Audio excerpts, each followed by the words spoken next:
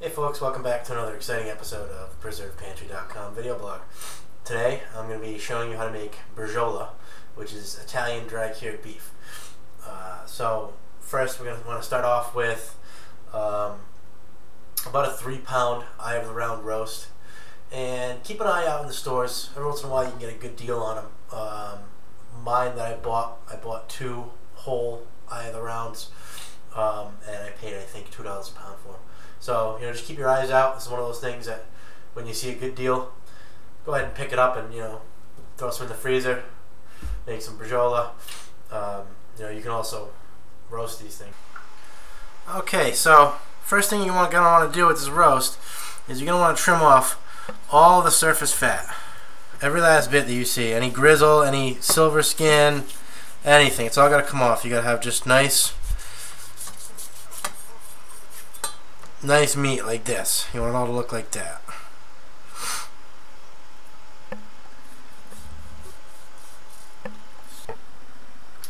Okay, so now that we've got our roast trimmed up, the recipe that I posted actually calls for a 3-pound eye of the round roast. This is obviously quite a bit more than 3 pounds. So what I'm going to do is I'm just going to cut it in half. Like this. I'll make 2. Simple as that. And all those trimmings you got, don't throw these away. The big chunks of fat, beef suet, like this, you can actually grind these and render them down and use them to make suet cakes for your bird feeder. You can eat it. You can make soap out of it. Once you finish trimming up your roast here, the next step is you're going to want to take all of your dry ingredients. You're going to want to mix them together, either in a blender or a coffee grinder. You're going to want to grind them as much as possible. You want to get the fresh rosemary and the other fresh herbs ground up as much as you can. Because they're fresh, they don't really want to grind up, and everything gets sticky and nasty. So, this is about what you're going to end up with right here, kind of some green salt, sugar mix. And you're going to take half of that and add it. Rub it all on the outside of the meat here.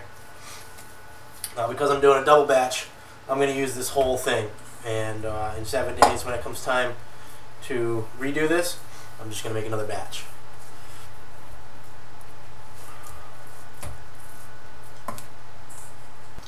Okay, so once you got your cure rubbed on there, you're going to want to pack them up, and you want to remove as much oxygen as possible, because as the moisture gets drawn out of the meat, it's going to form almost like a brine. And you want as much of that brine in contact with the meat as possible, so it'll penetrate. So if you have a vacuum sealer, which is what I usually use, go right ahead and use that. Unfortunately, I'm out of bags right now, and I haven't had a chance to buy more, so I'm doing it the old-fashioned way with regular old Ziplocs. Just put them in there, squeeze out as much air as you can, and they're ready to go. Once you got them all bagged up, go ahead and put them in the fridge. You're going to want to keep them in there for 7 days.